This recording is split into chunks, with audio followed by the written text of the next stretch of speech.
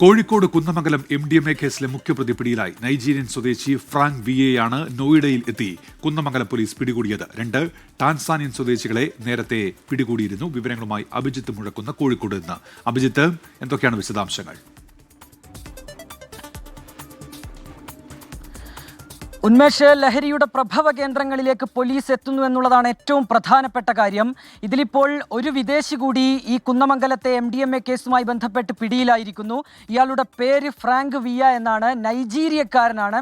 നോയിഡയിലെത്തിയാണ് medical college ACPയുടെ നേതൃത്വത്തിൽ Kunnamangalam police ഇയാളെ പിടികൂടിയത്.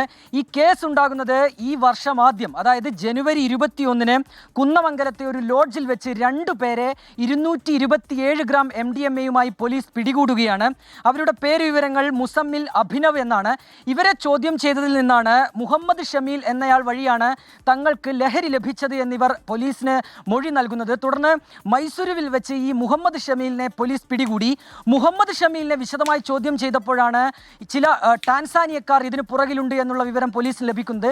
അങ്ങനെ 2 പേർ പോലീസിന്റെ പിടിയിലായി. ഡേവിഡ് എൻഡമി, അത്ക ഹറൂണ എന്നിങ്ങനെയാണ് അന്ന് പിടിയിലായ ഈ ടാൻസാനിയക്കാരുടെ പേര് വിവരങ്ങൾ. ഇവരെ പഞ്ചാബിലെത്തിയാണ് കുന്നമംഗലം പോലീസ് തന്ത്രപരമായി, വിദഗ്ധമായി, സാഹസികമായി പിടികൂടിയത്. ഇവരെ ചോദ്യം ചെയ്തതിൽ നിന്നാണ് ഇവർക്ക് ലഹരി എത്തിക്കുന്ന ഈ ലഹരിയുടെ പ്രഭവ കേന്ദ്രമായ ഈ ഫ്രാങ്ക് വിയയിലേക്ക് പോലീസിന് എത്താനായി കഴിഞ്ഞിട്ടുള്ളത്. ഏതായാലും കൂടുതൽ അന്വേഷണങ്ങളിലേക്ക് പോലീസ് കടക്കുകയാണ്. നേരത്തെ പല വിമർശനങ്ങളും ഉയർന്നു വന്നിരുന്നത് പലപ്പോഴും ഈ ലഹരി കേസുകൾ ഉണ്ടാകുമ്പോൾ അത് ഉപയോഗിച്ചവരിലേക്ക്, അതായത് അതിൻ്റെ ഫസ്റ്റ് ലെയറിൽ മാത്രം ഈ അന്വേഷണം ഒതുങ്ങുന്നു എന്നുള്ളതാണ്. പക്ഷേ അങ്ങനെയല്ല. പോലീസിൻ്റെ ഇടപെടൽ കൃത്യമായി ഇവിടെ ഉണ്ടാകുന്നു.